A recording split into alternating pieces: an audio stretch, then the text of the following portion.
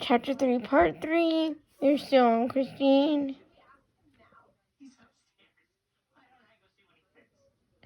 It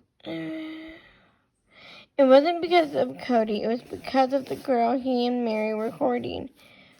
She was too young and too cute. I just couldn't see her in my future. I broke off the friendship. I couldn't be around Cody and Mary while they were courting someone else. Cody and Mary's news was not the most devastating blow. I revealed that you're not by a long shot. A few months later, I returned to Utah. My parents told me they were getting a divorce. Even worse, my mother had decided to leave our faith, which felt like the worst kind of abandonment. I was stunned and inconsolable. I felt as if my world was disintegrating. I had seen no signs of trouble between my parents, and I couldn't imagine a life in which we would no longer be a cohesive family. I completely shut down, and I didn't want anything to do with any of my old friends.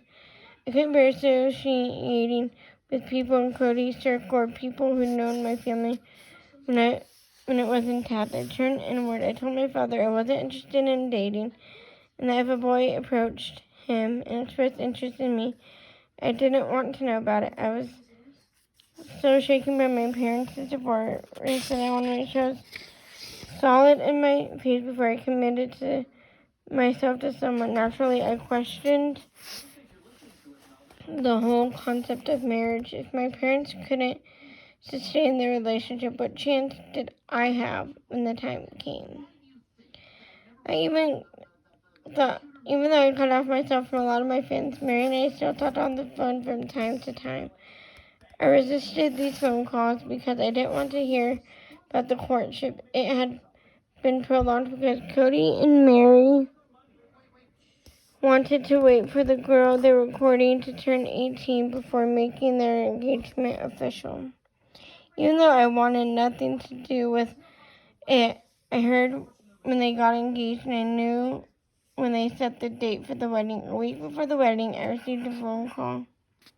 I was standing in the kitchen when I answered the phone. It was Mary on the other end of the line. My heart nearly exploded with joy when Mary explained that the wedding had been called off. It was the happiest day of my life. I felt as if I could re-enter the world again. I immediately welcomed Cody and Mary back. But my happiness was short-lived. One day, completely out of the blue, Cody called me up. Christine, he said, Janelle's driving me crazy. I can't stand it. She really frustrates me. Who is Janelle? I said. I had no idea who he was talking about. You know her, Cody said. You've met her here and there. I had no idea why Cody was bringing up this problem to me. Anyway, there was a simple solution. If this woman, Janelle, was making Cody crazy, wouldn't the easiest thing to do be to stop associating with her? How wrong was I? The next thing I knew, he and Mary had married Janelle. Of course, I thought this was really weird because Cody had told me she was driving him crazy. It took me a while to realize what kind of crazy Cody meant. After Janelle joined the family and they moved to Wyoming, I had just let Cody and Mary back into my life, and now they had moved away with another wife. I hadn't just lost a man who was special to me. I'd lost my best friends, and now we're back to Cody. After I married Janelle, we traveled down to Utah for a weekend to visit Mary's parents. While we were there, we invited Christine over for dinner. I was used to the gregarious, bubbly Christine, but when she showed up that evening, I immediately sensed an underlying sadness and turmoil within her. It made me sad to see her struggling. On her way out the door, I pulled her aside. We stepped out on the porch so we could chat. Then I asked her what was wrong. Nothing. Everything's fine, she said. I knew she wasn't telling the truth as I told her so. I insisted that she'd tell me what was going on. She was my friend. I loved her, and I needed to know what was breaking her heart. It's my parents' divorce, she said. The admission opened up floodgates, and suddenly Christine felt she could be open and honest with me once more. I felt the old spark had been between us, always been between us, ignite again. You know, Christina said, this ordeal may help you in the future. It will make you stronger, more self-aware, and one day you're going to marry a man who's going to appreciate that you've been through something like this and that you've survived it. I didn't tell her at the time, but I had the feeling the man she would marry was going to be me. Now Christine again. Cody really knew how to break my heart when he told me one day I'd married a man who would appreciate my strength. I was distraught. It seemed that he was implying that he was not going to be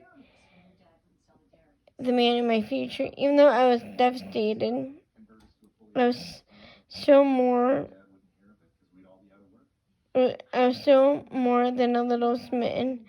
That night when Cody left, I stood at the door to Mary's parents' house and said goodbye. It's not goodbye, he said. It's au revoir. Now Cody's line was a little cheesy. It sent a current of electricity down my spine. He was flirting with me. Cody shut the door and walked down the steps with Mary toward their car, leaving me inside. Mary's family immediately sensed what had passed between Cody and me. It gave me knowing looks. The faces were warm and inviting, as if they were giving me Cody their approval.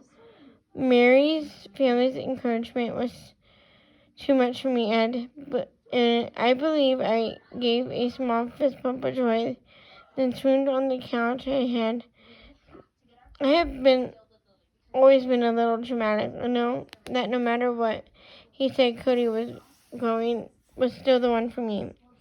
A few months later, Cody and Mary came down to Utah for the New Year's Eve ball at our church. Cody asked me to dance over and over again and over. I was giddy. I could barely keep my feet on the floor. It was the best night of my life, as if I was glittery and glowy. Right after New Year's Eve, I got a phone call from Mary saying she was planning a surprise party for Cody in Wyoming. She wanted to know if I would bring a group of friends from Utah. Naturally, I was delighted. I simply couldn't wait to see Cody again. When Cody walked into the room for his surprise party and saw a bunch of us gathered there, his eyes locked on mine. I knew then how he felt. It gave me courage. And the next day, we found ourselves alone for the first time. We were sitting on the couch, and I just came out that of all the guys I know, you are the one I'd want to marry. I was proud of myself for being so forthcoming and honest. Mary's sister Teresa and I drove back to Utah that night. We giggled the entire ride home about my future with Cody. When I got home, I immediately approached my grandfather, who was the head of our church. Should Cody Brown ask? I said. Tell him that the answer is yes. Let him know that I definitely want to be a part of his family. Now we're back to Cody. Christine really made it easy for me to get permission to court her. When I called her dad, he was thrilled. This is great, Cody. This is great, he said. It was exactly what he'd been hoping for. Christine's father was aware of how she glowed when we were together.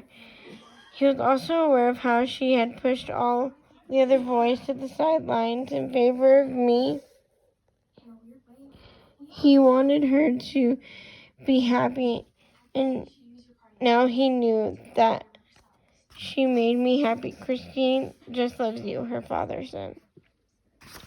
His only question for me was regarding my loyalty to our church. In his mind, the single question determines worthiness. Since the day I converted, my faith has never wavered, not for a single second. I told him that, and he was convinced. On Valentine's Day, I asked Mary's older sister Teresa, who lived in Utah near Christine, to buy a bouquet of roses. I instructed her to write, "Let's get the ball rolling on the car." Teresa offered to deliver the Roses to Christine at work. Christine was a title clerk at a car dealership.